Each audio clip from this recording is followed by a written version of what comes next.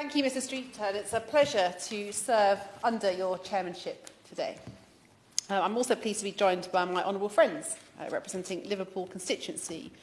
Together we will be speaking up for the communities of our great city and bearing witness to the terrible realities for too many of poverty in Liverpool. I know that sadly we're going to hear some heartbreaking stories of avoidable deprivation, unfair disadvantage and incredible resilience in the face of some insurmountable odds. And I really hope that the Minister will be listening closely and will pass on what he hears today to his ministerial colleagues, not least because the budget on Monday will afford his government of an opportunity to put some things right. Mr. Speaker, I'm very proud to call Liverpool my home. It is a vibrant, proud, creative, dynamic city. We are celebrating the 10th anniversary of Liverpool being the European capital of culture. Just last month, we had the Giants come to Liverpool, attracting over 1.3 million people from around the world to the streets of Liverpool. And when we talk about poverty in Liverpool, we are talking about poverty in a hard-working, proud and resilient city. It is a global city, and it is a city that takes the knocks and bounces, but with a smile and a joke. The people of Liverpool's ancestors sailed the oceans to New York and Sydney and back again, whose ancestors fled famine and forged new lives on Liverpool's streets. These are the people, many still with us, who kept the docks working as bombs fell all around them and ensured that Britain didn't starve. But how dare some people do Liverpool down? And I reflect on the comments, and I've made him aware, of the Right Honourable Member for Uxbridge, who has previously said and accused the city of wallowing in victim status and of having an excessive predilection for welfarism. Let me be very clear that Liverpool's people are not victims. Liverpool doesn't want welfare. Liverpool certainly doesn't want charity. Liverpool wants jobs, homes, skills, investments and opportunities. And the people of Liverpool will do the rest. And it was the Right Honourable Member for Uxbridge's great hero, Winston Churchill, who once said, "Give us the tools and we will do the job." Liverpool's strength is its people, the entrepreneurs, writers, artists, actors, poets, musicians, designers, restaurateurs, architects and filmmakers who have carved out a place in world history. And our teachers, shop workers, care workers, street cleaners, bus drivers and so many more, whose hard work and grit gives the city its beating heart and soul. But yes, Liverpool is also a city marred in poverty. And poverty saps the ambitions of our young. It mars the autumn days of the elderly. It denies opportunities and can fray the fabric of our city. A couple who bought a house in the Picton ward of my constituency wrote to me just the other month that they had witnessed something horrible. They wrote, "As we walked up the street, I saw two boys who must have been around 10 years old. They were opening people's bins and seeing what they could find. The couple approached the children, and it was 11 o'clock at night, and discovered that they had collected a discarded hoodie and some half-empty bottles, including shampoo and shower gel. They wrote, "This is not the Liverpool we know and has left us angry, outraged and very upset." And those constituents of mine have a right to be angry. We should all be angry. And let me not mince my words, because poverty kills. If we look at infant mortality, it's a key indicator of poverty in our country. Across England and Wales in 2014, death rates of babies under the age of 1 were 6 in every 1,000 births. In Liverpool, the figure was 9 in every 1,000 births, 50% higher. In Liverpool, the avoidable death rate from diseases like cancer, heart disease, respiratory disease and diabetes is 326 per 100,000, while in the Chilterns, it is 138 per 100,000. Life expectancy is 10.1 years lower for men and 8.1 years lower for women in the most deprived areas of Liverpool compared to some of the least deprived areas. And let me briefly set out some city-wide context, and I'm grateful to the always excellent Commons Library and to Liverpool City Council's policy team for collating some of the facts that I will present. Liverpool is the fourth most deprived local authority in our country. Alongside Middlesbrough and Manchester, Liverpool is ranked as the joint most fuel poverty deprived local authority in England, which refers to people being unable to afford to keep their homes adequately heated, particularly relevant as we embark on the winter months. Since 2012, Trussell Trust food banks in the city have fed 108,635 people on behalf of themselves and their families, 36% of them children. Last year alone, over 6,700 children had to rely on the generosity of our city's food banks.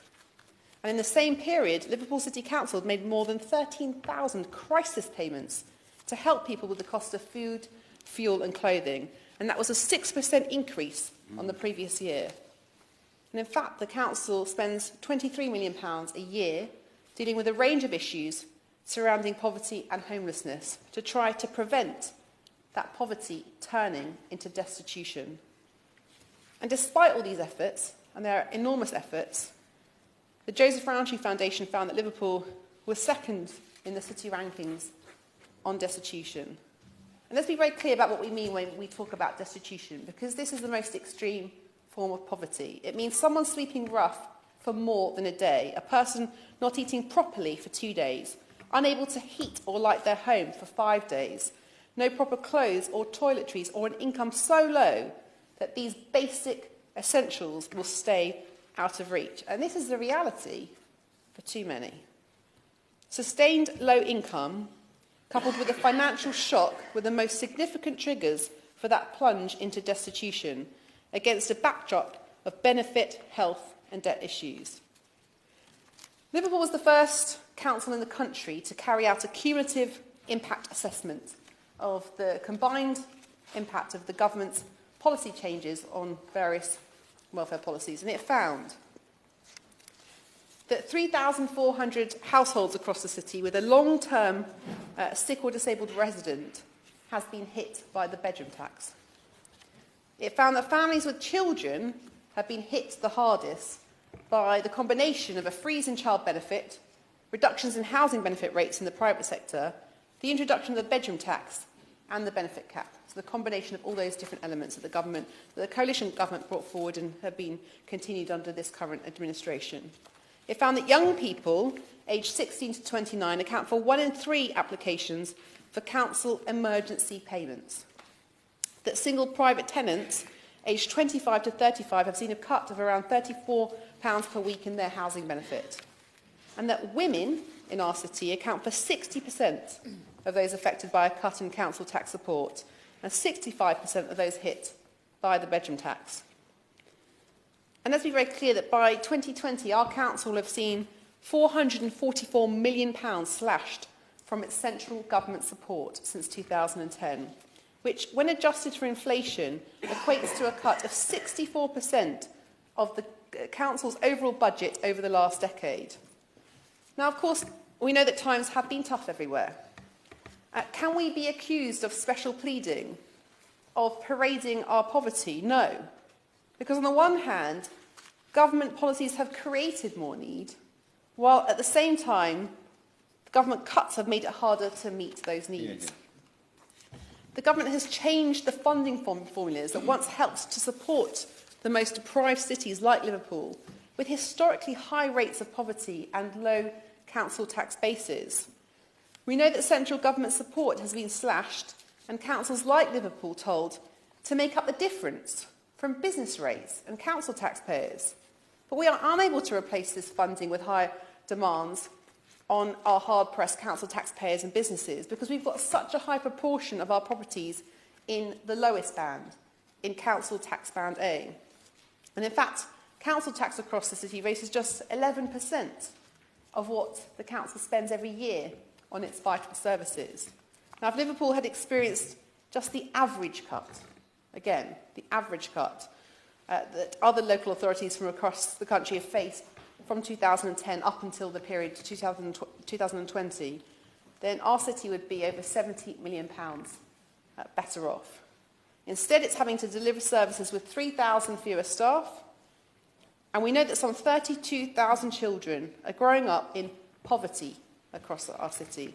And that was according to figures analysed by End Child Poverty. In my own constituency alone, there are 6,129 children, that's 1 in 3, living in poverty. In one of my wards, Picton, over half of the children are growing up in poverty. And in nearby Kensington and Fairfield ward, the figure is 45%. Figures from the Children's Society show that in my constituency, around 3,300 children are living in families experiencing problem debts. And I don't need to tell the Minister about all the pressures and challenges that come with that. Across Liverpool, more than 17,000 children receive free school meals, and there are continuing concerns that during our school holidays, too many of these children are going hungry. In Picton and Kensington's Children's Centre, and it's at this moment that I make I congratulate the Council on all of its efforts to ensure that our children's centres have all stayed open, despite government cuts. That children's centre has been working with the Granby Toxteth Development Trust to provide meals during the school holidays.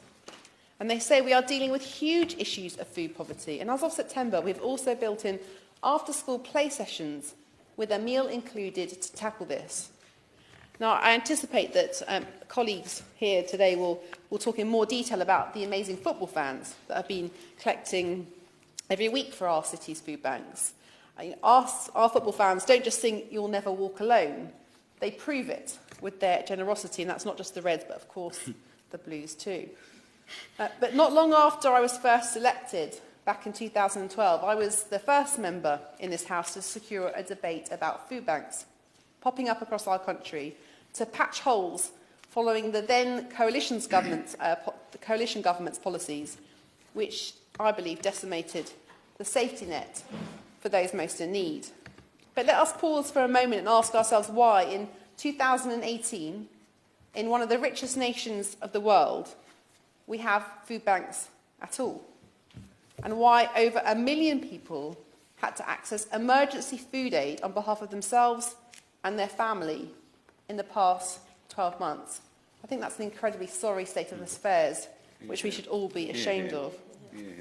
Now, food banks often stand as testament to the generosity and decency of the citizens of all cities, all places across our country, but Liverpool in particular.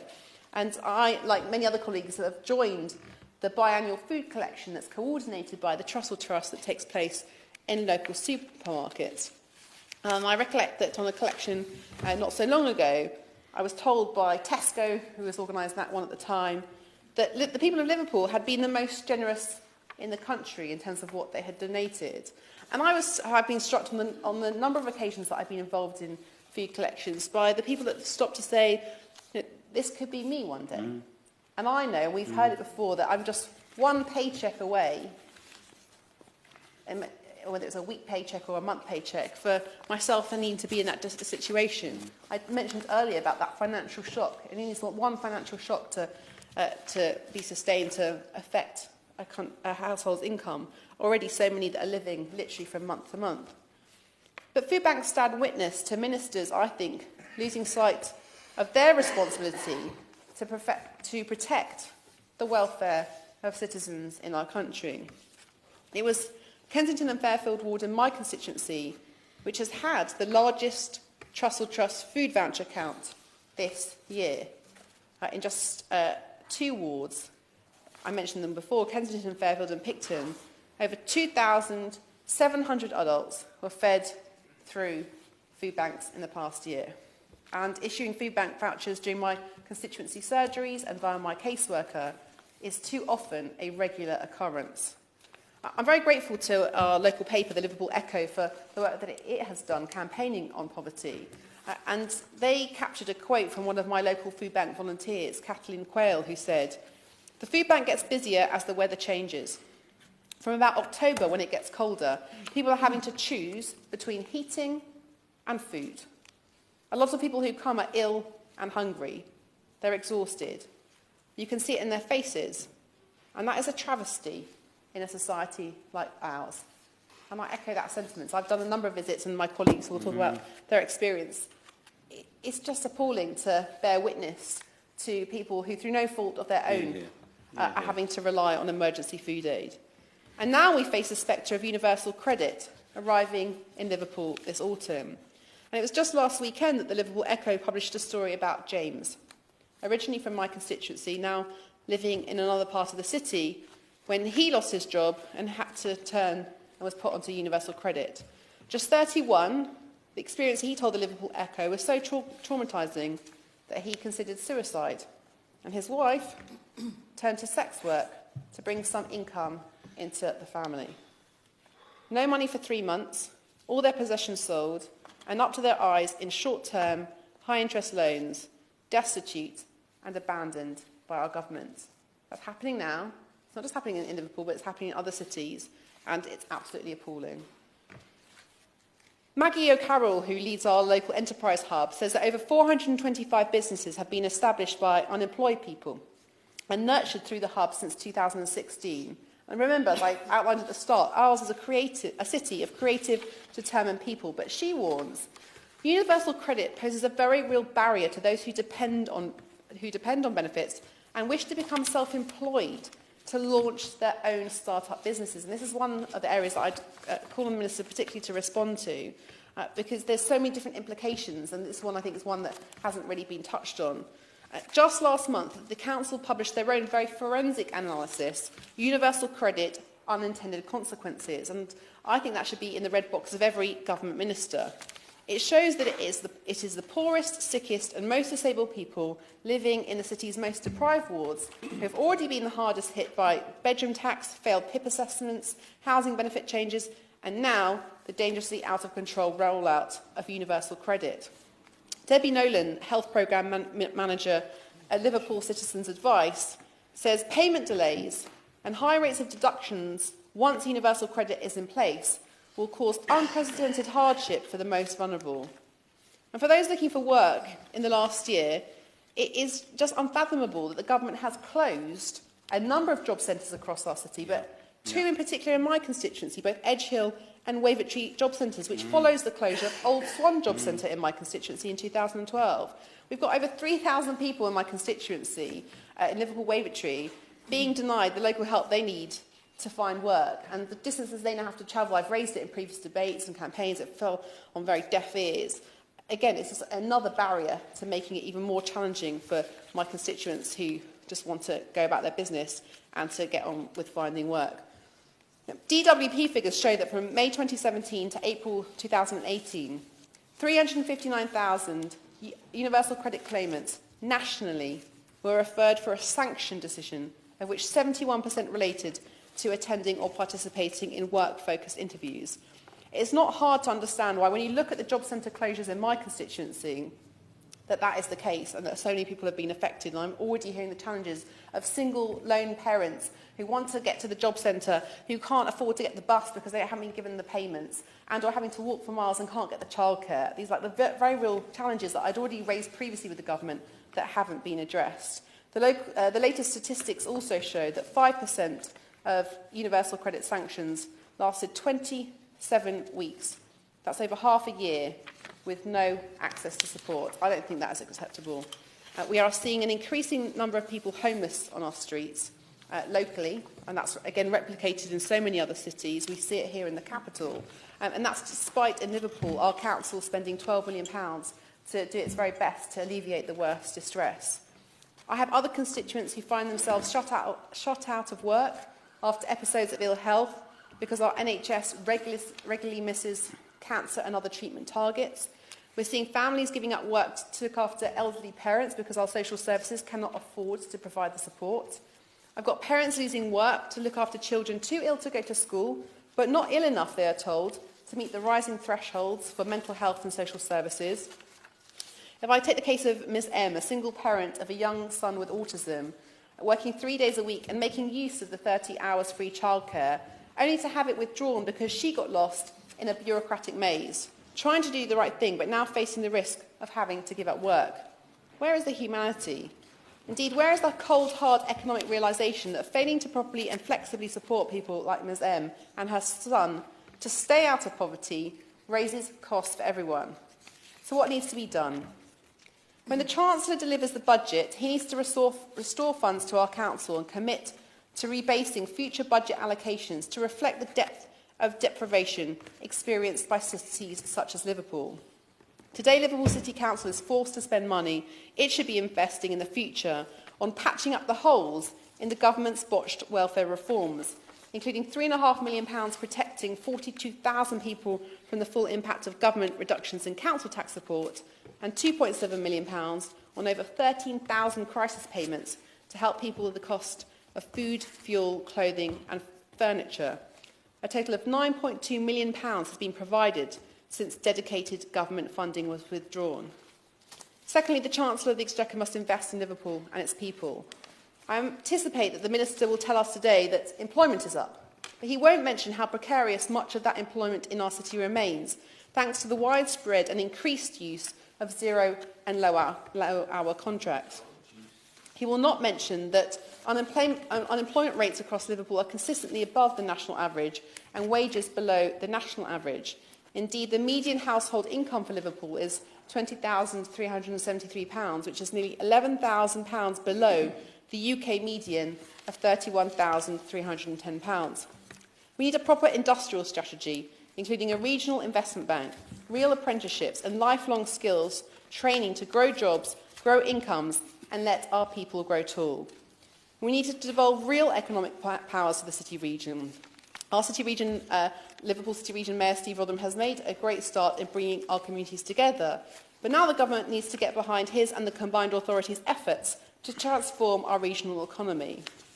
Chair, those of us who call Liverpool home are proud of our city, but we are shamed by its poverty. We are not looking for a handout or even a hand up. We want a fair deal to allow us to be in charge of our own destinies. But instead, the government is largely responsible for the poverty of too many of my constituents. The Prime Minister has told us in her conference speech the other week that austerity is over. Ministers now need to set out what that will mean for the people in Liverpool. I think ministers need to acknowledge the challenge that we face. I think they need to do everything possible to apologise for it, but also, most importantly, help us to do everything possible to turn it around.